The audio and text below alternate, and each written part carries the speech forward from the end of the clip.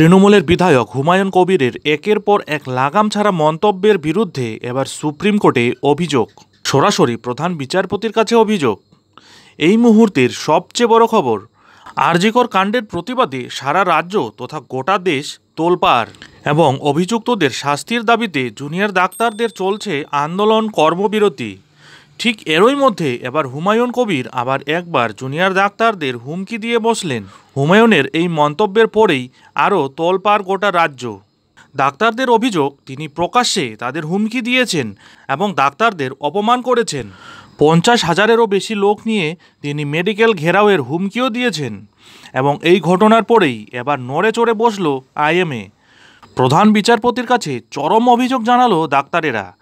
রাজ্য আইএমএর যুগ্ম সম্পাদক রঞ্জন ভট্টাচার্য এবার কিন্তু লিখিত আকারে স্পষ্টভাবে অভিযোগ জানালো সুপ্রিম কোর্টের প্রধান বিচারপতির কাছে। TV9-কে দেওয়া ইন্টারভিউয়ে তিনি কি বলছেন চলুন একটু দেখে নেওয়া যাক। যেটা মন্তব্য করেছেন যে 50,000 লোককে ঢুকিয়ে দেবেন এবং তার পরিপ্রেক্ষিতে কিছু হলে তার দায় কিন্তু তাকেই নিতে হবে। আমরা ভয় পাইনি, আমাদের সিদ্ধারা তো আমাদের মাননীয় নগরপাল তার মতো নয়, আমাদের সিদ্ধারা যথেষ্ট সোজা।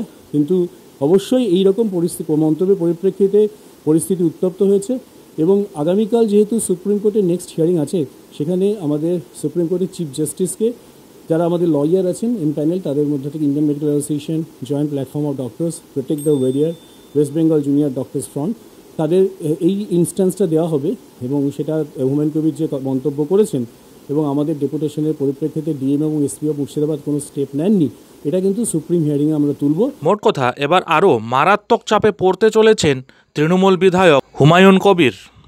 সেখানকার ডিএম, এসপি, পুলিশ প্রশাসন এ ব্যাপারে যাতে যথেষ্ট ব্যবস্থা নেয় সেই বিষয়টির উপর জোর দেওয়া হয়েছে।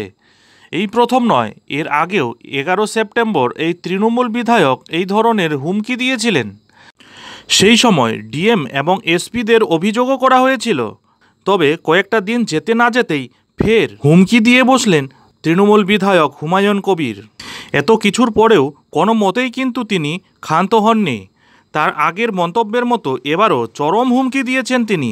মূলত সাগর দত্ত হাসপাতালে গতকাল যে ঘটনা ঘটে তার পরিপ্রেক্ষিতে সাংবাদিকরা তাকে প্রশ্ন করলে তিনি ফের জুনিয়র ডাক্তারদের হুমকি দেন।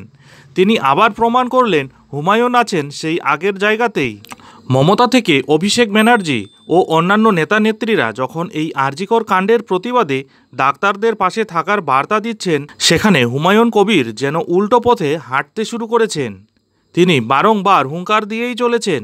দলের নির্দেশকে তোয়াক্কা না করেই একের পর এক বিস্ফোরক মন্তব্য করে চলেছেন ডাক্তারদের উদ্দেশ্যে।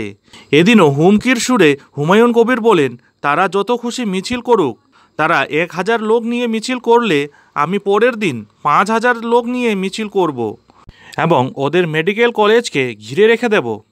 আমার নেত্রী বললেও শুনব না। তিনি এখানেই থামেননি, আরও বলেন, আমার বিরুদ্ধে এফআইআর করার সাহস হয় কোথার থেকে?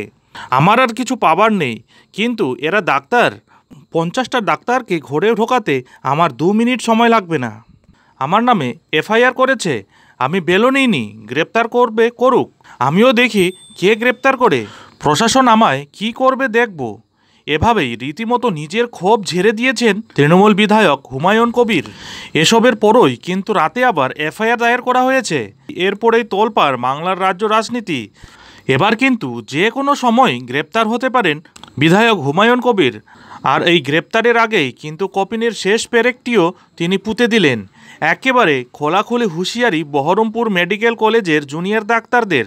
ভরতপুরের তৃণমূল বিধায়ক হুমায়ুন কবির বেলাগাম হুঁশিয়ারি দিয়েই চলেছেন জুনিয়র ডাক্তারদের।